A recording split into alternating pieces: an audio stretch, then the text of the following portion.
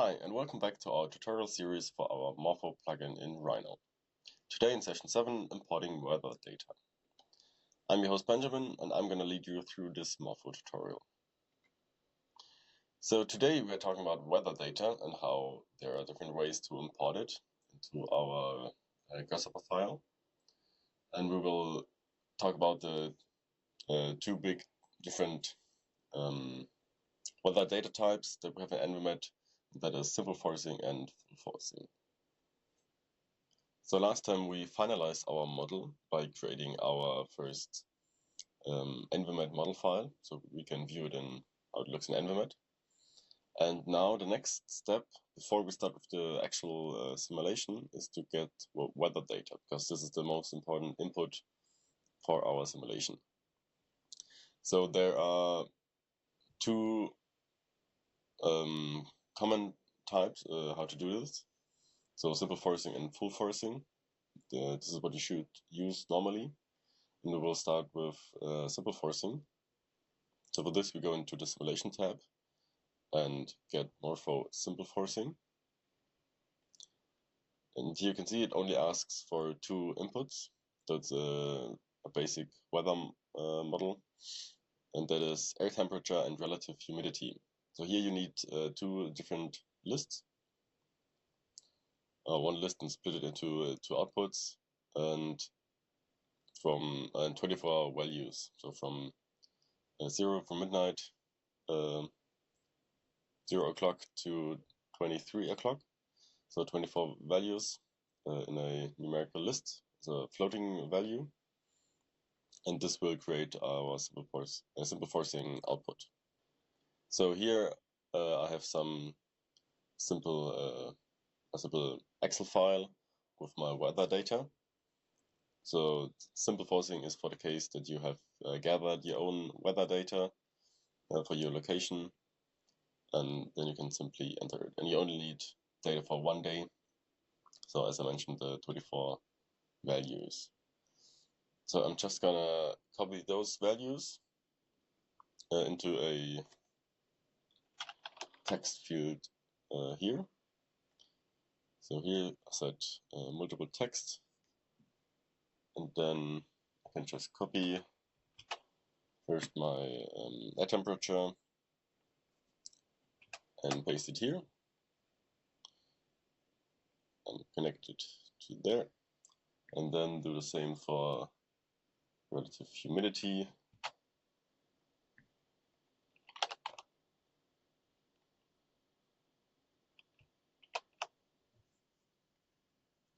And also connect this. So this is already the most part for the simple forcing. So now I'm gonna talk about a bit what we are actually gonna talk about in the next session.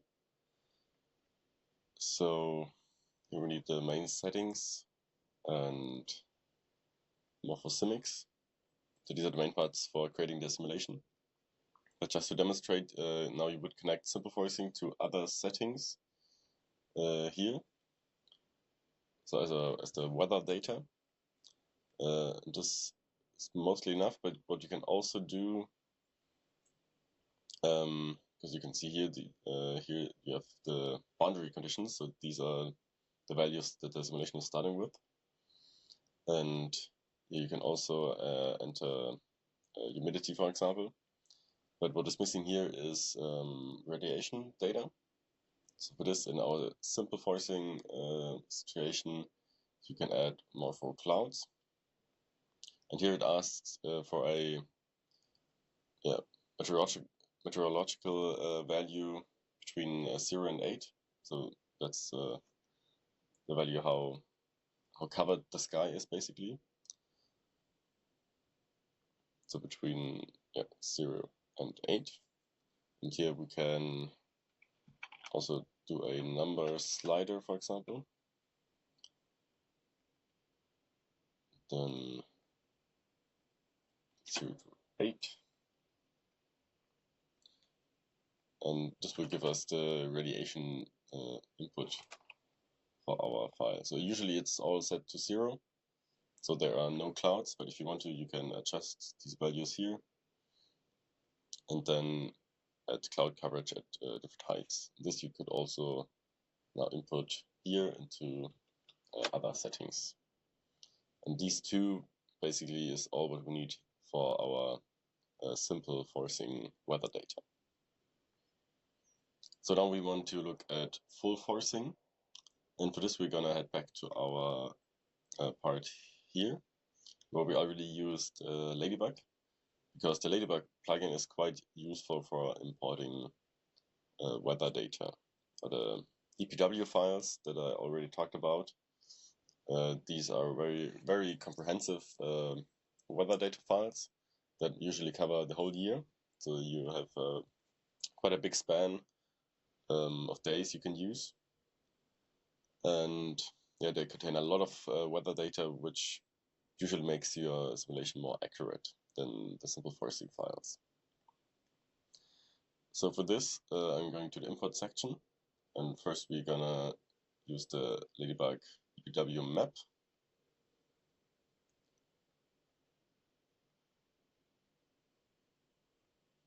And we're also gonna use Ladybug download weather.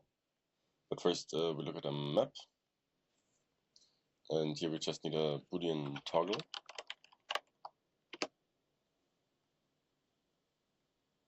And if we set this to true, it's gonna open up the EP or the EPW map from Ladybug. And here you can just easily go to any location and look for weather stations. And we already set our location to Essen. So I'm just gonna look here. Here's Essen.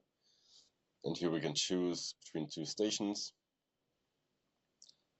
And yeah, I'm just gonna select this one, this weather station, and then click on copy. And go back to Grasshopper. And here we can then do a text file and then just paste this URL that has been copied from the Ladybug map. Paste it here. And this we need as an input to download this EPW file. Yeah. And here for folder we can specify in which folder we want it. So in our case, of course, we want it in our project folder. So we're just gonna copy our the path to our project folder and paste it here. And then now it will automatically download the EPW file into our folder, as you can see here. Now we have the EPW file. And now all we need to do is just connect this EPW file output to our full forcing input. So I'm just gonna place this back here again. So from the simulation tab, get full forcing. And here, the first thing we need is EPW file. So this is just a path where the file lies. And we can just take this from Ladybug and connect it here. And now we already have this as an input. So the next thing is the index workspace. Again, get it from up here. And now we can choose if we want to force all of the parameters or if we don't want to force some of them. So the default is that we force all of them. So forcing means that the simulation gets all its weather data information from the EPW file. So all the wind speed, all the temperature, all the humidity, and so on. And if for some reason we want to change that, so take one parameter, for example wind, and add a manual value, we can do this by just having a Boolean toggle and setting it to false. So now it doesn't get the wind data, the wind information from the EPW file, and we need to enter it manually. And this we are doing here. For wind speed and wind direction, because force wind contains the speed and direction. So here we would need to enter a certain wind speed, for example 2 meters per second. That's a good base level, and a wind direction, so something between 0 and 360. Yeah, this can be useful if your weather station is, for example, at an airport where it's quite windy and it's unrealistic, or it has unrealistic wind forces. So you can just adjust this manually if you like. But usually, if the weather data looks good, you can just keep it as is. And then all we need to do now is we're going to add a toggle here to run it and set to true.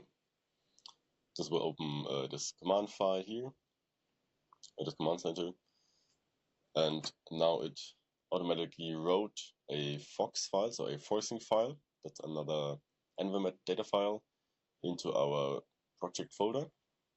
So this is this right here, and this is what will be needed for the simulation. So now we have this forcing file in our folder, and if we start the simulation, the model will know where this file is located and can access it for the simulation. Yeah. So this was it for the weather data file. So remember, these are the two most common formats how to get your weather data, either through simple forcing or full forcing. And also here for full forcing, you would connect this up through other settings. And of course, you can only choose one, either full forcing or simple forcing. So to summarize today's session, we learned how to import different kinds of weather data into our plugin. And I explained what the difference is between simple forcing and full forcing, and when you should use simple forcing and when you should use full forcing. And then I also briefly explained what parameters you could force and when you should force them or not. So in the next session, we're gonna create and run the simulation from within the plugin. And until then, see you and goodbye.